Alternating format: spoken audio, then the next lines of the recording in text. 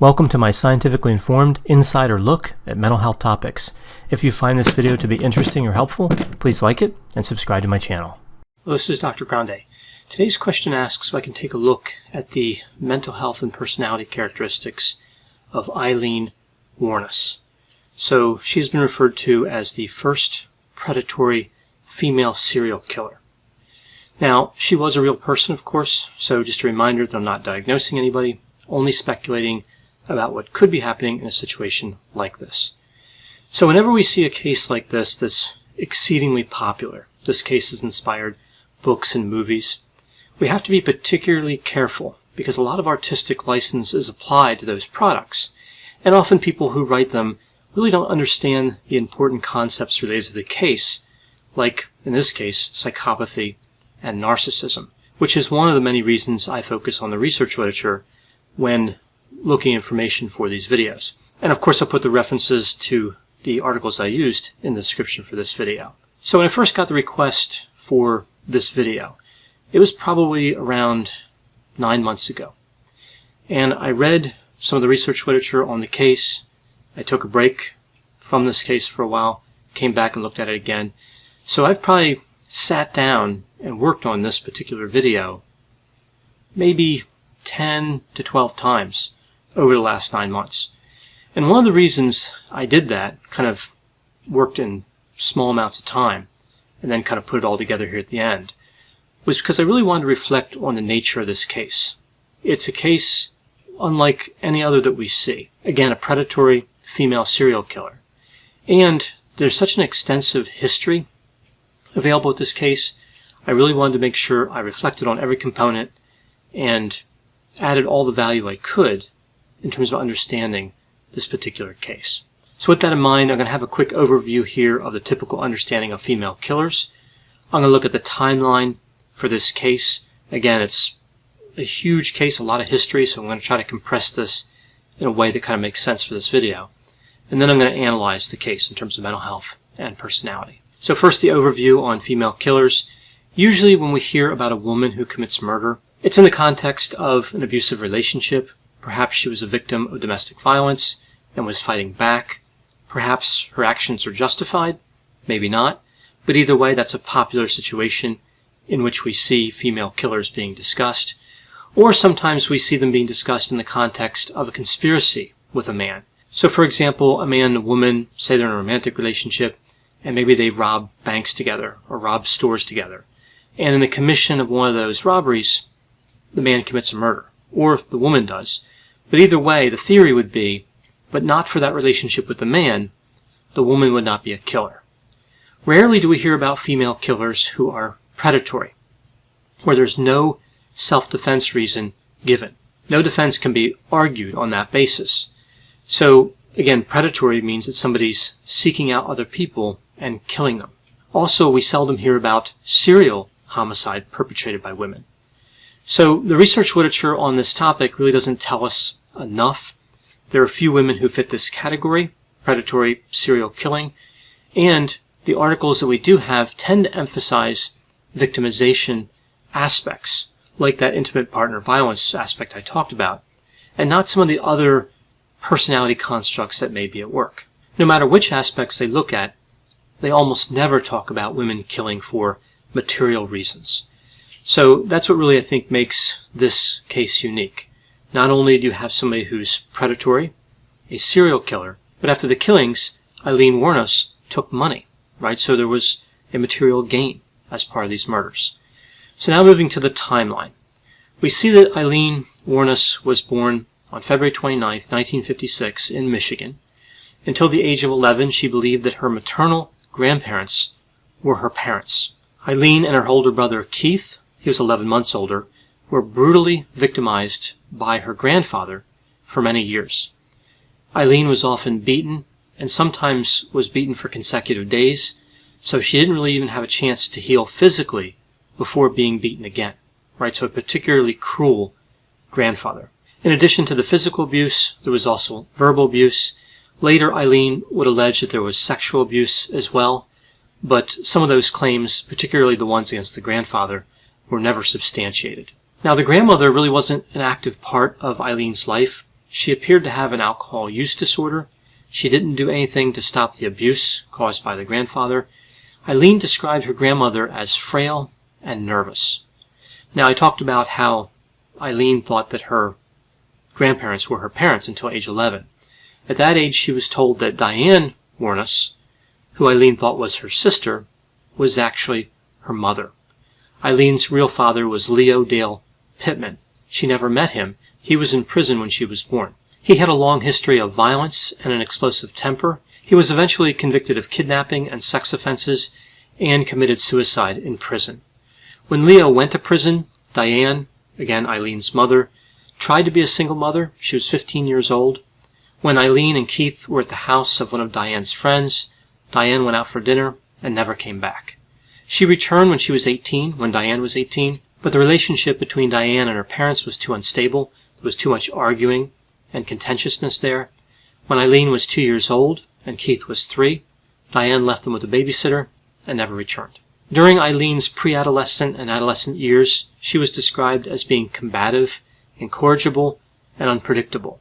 She had frequent unprovoked anger outbursts, and she also engaged in sex acts with boys at school in exchange for loose change and cigarettes.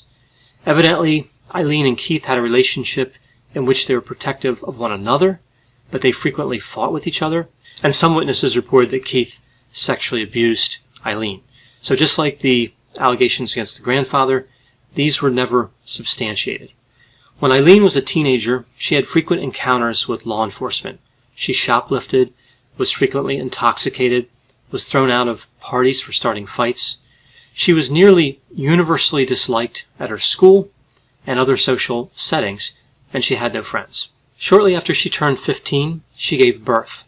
A number of rumors were out there about who the father was. There was this idea that it was a neighbor, that it was Keith, her brother, the grandfather, or an older man who lived in the community. But we never really find out for sure. At the grandfather's request, the baby was immediately given up for adoption. Shortly after this, Aileen was displaced from her grandparents' home, and she dropped out of school. Aileen's grandmother died of liver failure not long after this, likely due to alcohol consumption. At age 16, Aileen started a cross-country trip that eventually would take her to Florida. At age 18, while in Colorado, she was arrested for disorderly conduct, DUI, and firing a .22 caliber pistol at a moving vehicle. At age 20, so now we're in 1976, and in Florida, Aileen married a man who was 69 years old. About a month later, the man filed for divorce, and he filed a restraining order. He accused Aileen of beating him with his own cane. Aileen went back to Michigan, was arrested for assault and disturbing the peace. 3 days after this arrest, her brother Keith died of throat cancer. Aileen received $10,000 from the life insurance policy from Keith. It was gone within 2 months. She bought a number of things, including a new car that she totaled shortly thereafter. Now, after this, she moved frequently, and sometimes she lived with her aunt Lori and her husband. Of course, she thought of Lori as her sister because she believed she was her sister until age 11, until Aileen was 11. When she did live with Lori, she really never helped out around the house. She didn't do any of the chores. She didn't have regular employment, and she was threatening and aggressive, mostly to men, including Lori's husband. In 1981, when Aileen was 25, she robbed a convenience store in Edgewater, Florida. She took 2 packs of cigarettes and $35 in cash. She was charged with robbery with a deadly weapon and sentenced to 3 years in prison. She was released in 1983. She didn't serve all 3 years. Shortly thereafter, she was arrested for forging 2 checks with values totaling over $5,500. In 1986, she was charged with obstruction of justice, stealing a car, and resisting arrest. About 6 months later, she was accused of pointing a gun at a man and demanding money from him. Aileen was extremely active in prostitution, sometimes engaging in acts of prostitution between 25 and 30 times a day. It was during this time that Sharia met Tyria Moore. She referred to her as Ty Moore. The two formed a romantic relationship that lasted for 4.5 years. They moved from hotel to hotel, engaged in a lot of alcohol consumption. They were violent, and the relationship was characterized by jealousy and grandiosity. In 1987, the two were questioned about an assault and battery at a bar. Aileen referred to her partnership with Ty as being similar to Bonnie and Clyde, predicting they would be famous someday and probably have a book written about them. Now, moving into her 30s, Aileen was starting to look haggard.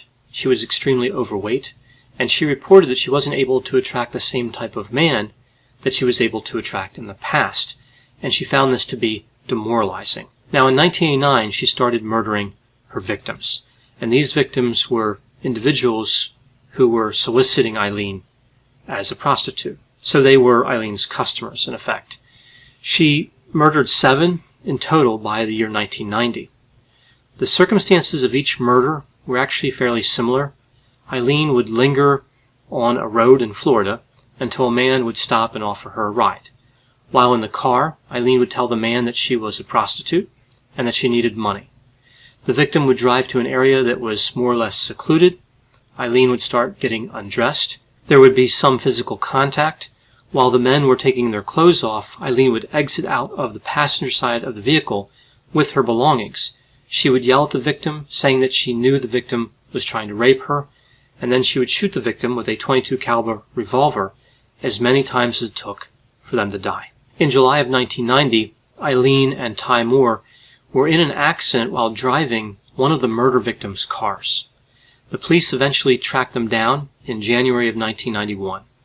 They offered Moore a deal in which she would be immune from prosecution if she could get Aileen to confess. After a few telephone calls, which were recorded, Aileen confessed to the killings, but she claimed that all the killings were in self-defense. After she was arrested, she told the police a number of different versions about her crimes, including saying that she was defending herself. She said that she didn't want to leave any witnesses to a robbery, and there are versions where she said she murdered them because she was angry when they refused to have sex with her. So in terms of her defense, in terms of her criminal defense, she really didn't do herself any favors with all these different versions, again, that she was telling to the police. Now, I won't go through all the detail of what happened in the court proceedings. They're actually pretty complicated, in part because there are so many charges here and so many hearings. And I think it doesn't add a lot of value in terms of understanding the mental health and the personality side of this case.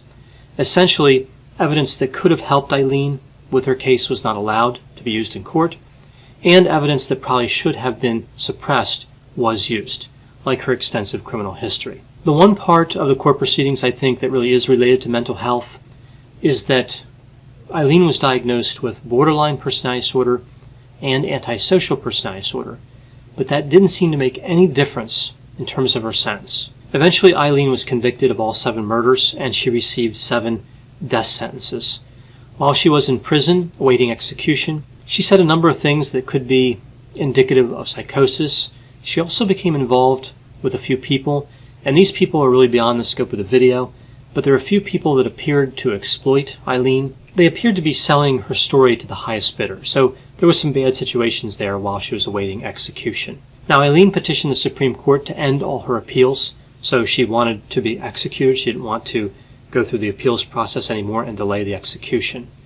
She said that she was guilty and that she would do it again, right? So toward the end, she admitted to the killings, but there's this idea that maybe she only admitted to them because she wanted to speed up the execution.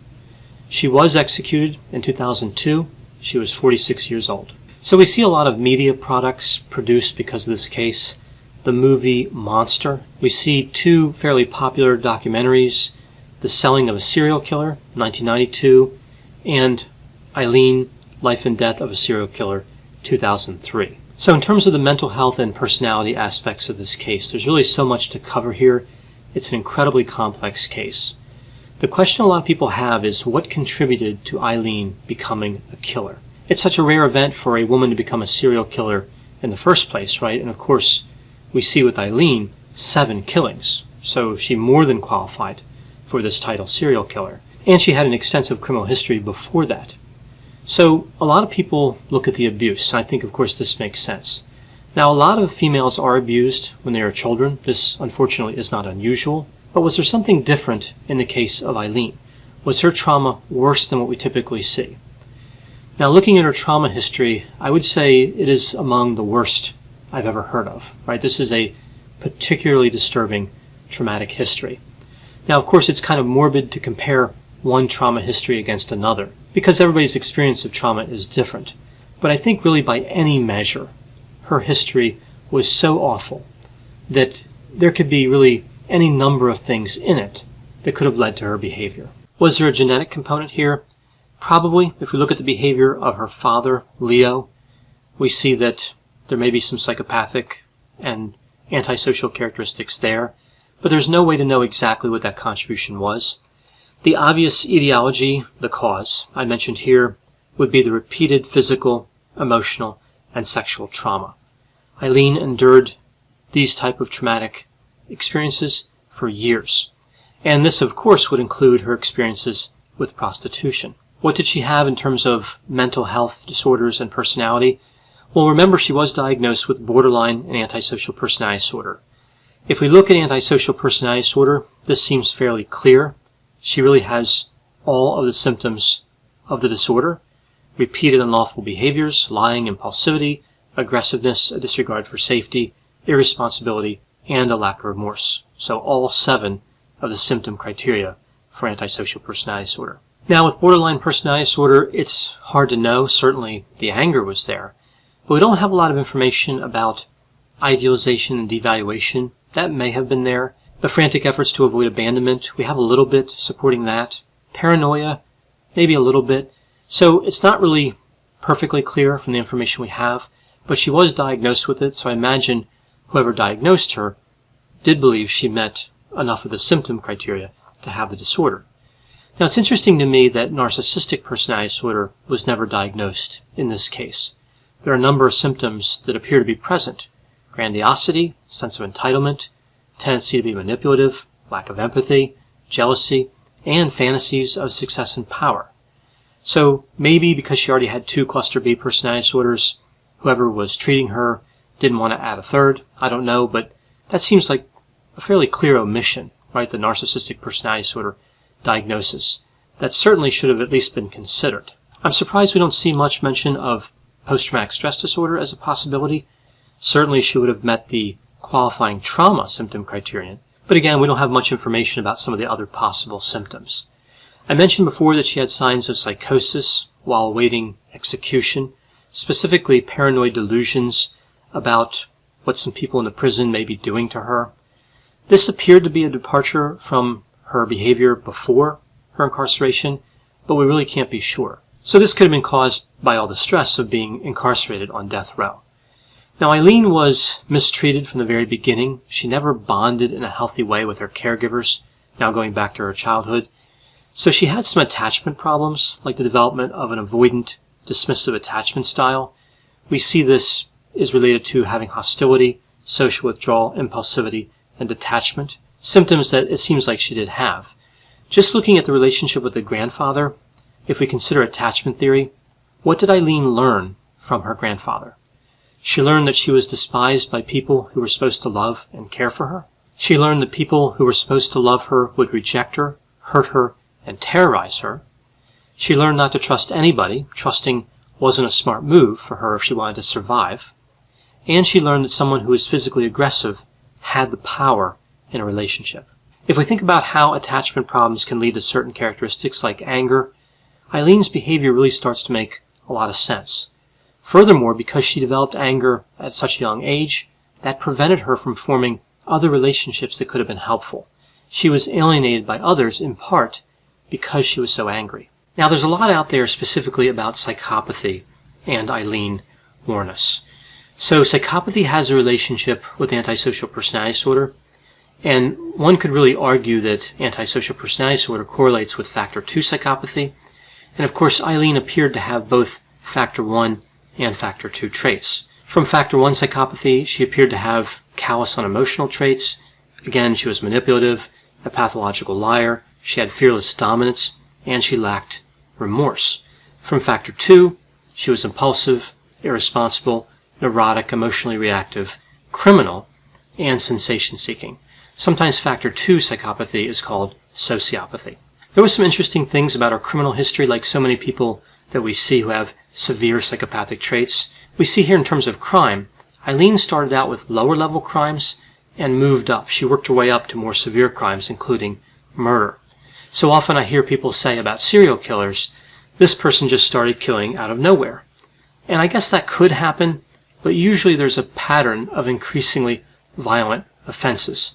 And of course, again, that's exactly what we see in the case of Aileen Wuornos. So to sum up what we understand here in this case, what happened to Aileen?